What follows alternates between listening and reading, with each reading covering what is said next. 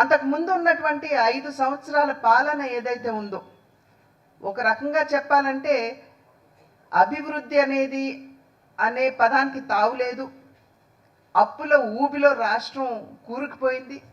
అద్భుతంగా అభివృద్ధి చెందవలసినటువంటి ఆంధ్ర రాష్ట్రం అప్పుల రాష్ట్రంగా మారిపోయింది. అటువంటి పరిస్థితుల్లో ప్రజలు కూడా ఎక్కడ అభివృద్ధి, రోడ్ల పరిస్థితి అయితే అధ్వాన్నంగా ఉన్నటువంటి విషయం మనందరికీ తెలుసు, మనందరం కూడా అనుభవించినటువంటి నేపథ్యం. అది మాత్రమే కాకుండా విద్వేషం, ఎవరైనా నోరు విప్పి ప్రభుత్వం ఈ పని చెయ్యలేదు అని కనుక చెప్పామంటే వెంటనే ఎస్సీ ఎస్టీ అట్రాసిటీ యాక్ట్ పెట్టడం, వారిని జైల్లో పెట్టడం, ఇబ్బంది పెట్టడం, ఇటువంటి పరిస్థితులు మనం చూసాం. విధ్వంసంతో గత 5 సంవత్సరాల్లో వైఎస్ఆర్సీపీ తన పాలన ప్రారంభించింది. ప్రజావేదికని కూల్చివేసి విధ్వంసంతో వారి పాలనని ప్రారంభించారు. ఇవన్నీ కష్టాలు, ఒక్క పెట్టుబడి రాష్ట్రంలోకి రాలేదు. బిడ్డలకు ఉపాధి అవకాశాలు లేవు. మరి మద్యం తగ్గిస్తామన్నటువంటి వారు మద్యం ఒక మాఫియా తయారయ్యి మద్యం మాధ్యమంగా వారు డబ్బులు చేసుకున్నటువంటి విషయం మనందరికీ తెలుసు.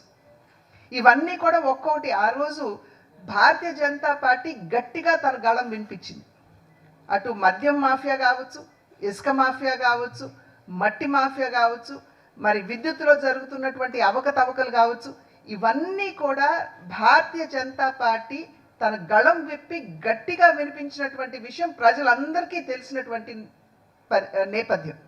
కనుకనే ప్రజలు ఇవాళ భారతీయ జనతా పార్టీని విశ్వసిస్తున్నారని చెప్పి మేమైతే నమ్ముతున్నటువంటి విషయం.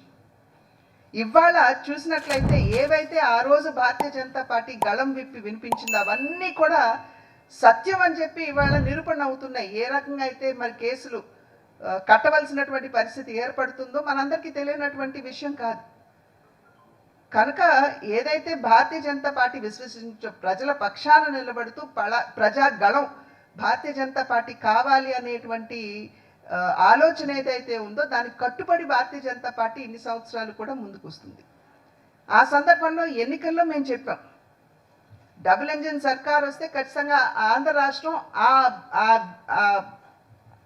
కష్టమైనటువంటి పరిస్థితుల నుండి బయటపడి అభివృద్ధి పదంలో ముందుకు వెళ్ళేటువంటి అవకాశం ఉంటుందని. ఇవాళ చూసినట్లయితే ఇక్కడ కూడా ప్రజలు ఆ పాలనకి స్వస్తి చెప్పాలి, మంచి పాలనని తీసుకురావాలనేటువంటి ఆలోచనతో ఎన్డీఏ కూటమి ఏ విధంగా భారతదేశానికి సుపరిపాలన అందిస్తుందో అదేవిధంగా ఆంధ్ర రాష్ట్రానికి కూడా అందించేటువంటి అవకాశం ఉంటుంది అనేటువంటి ఆలోచనతో ఆంధ్ర రాష్ట్రంలో కూడా ఎన్డీఏ కూటమికి ప్రజలు పట్టం కట్టారు, ఆశీర్వదించారు.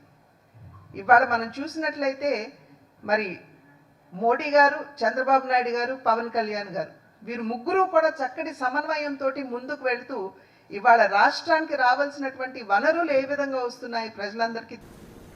మహా చేస్తే వీళ్ళు ఏం చేయగలుగుతారు? దొంగ కేసులు పెడతారు, కాదండంలా బెదిరిస్తారు, కాదండంలా మహా అయితే 3 నెలలు లోపల వేస్తారు, అది కాదండంలా. కానీ ఏం చేస్తారు? 3 నెలల తర్వాత మళ్ళా వస్తాం, రెట్టించిన ఉత్సాహంతో మళ్ళా పనిచేస్తాం. ఎవరెవరైతే మిమ్మల్ని జైల్లో పెట్టే కార్యక్రమం ఎవరెవరైతే చేస్తారో మంచి చేసిన వాళ్ళని గుర్తుపెట్టుకోండి, చెడు చేసిన వారిని గుర్తుపెట్టుకోండి, ఇద్దరిని గుర్తుపెట్టుకోమని చెప్తాను.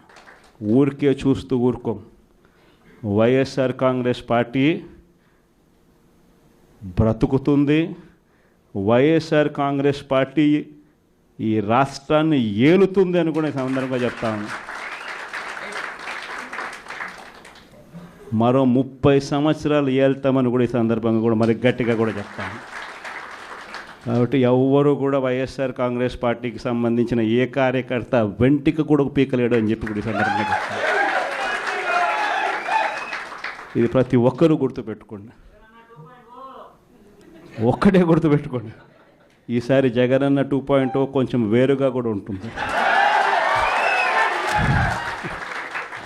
ఈసారి జగనన్న 2.0 కార్యకర్త కోసం ఎలా పనిచేస్తుందో కూడా చూపిస్తుంది. ఇది మాత్రం నేను ఖచ్చితంగా చెప్తా ఉన్నా. ఎందుకనంటే జగనన్న 1.0లో బహుశా కార్యకర్తలకి నేను అంత గొప్పగా బహుశా చేయలేకపోయి ఉండొచ్చేమో.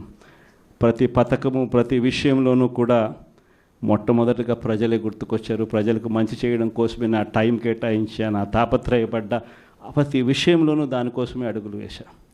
కానీ జగన్ అన్న 2.0కి వచ్చేసరికి మాత్రం చంద్రబాబు నాయుడు కార్యకర్తలకు పెడతా ఉన్న ఇబ్బందులు చూసా, కార్యకర్తలు పడతా ఉన్న అవస్థలు చూసా, కార్యకర్తలు పడతా ఉన్న బాధను గమనించా. వీళ్ళ కోసం గట్టిగా మీ జగనన్న ఉంటాడని సందర్భంగా గట్టిగా చెప్తాను.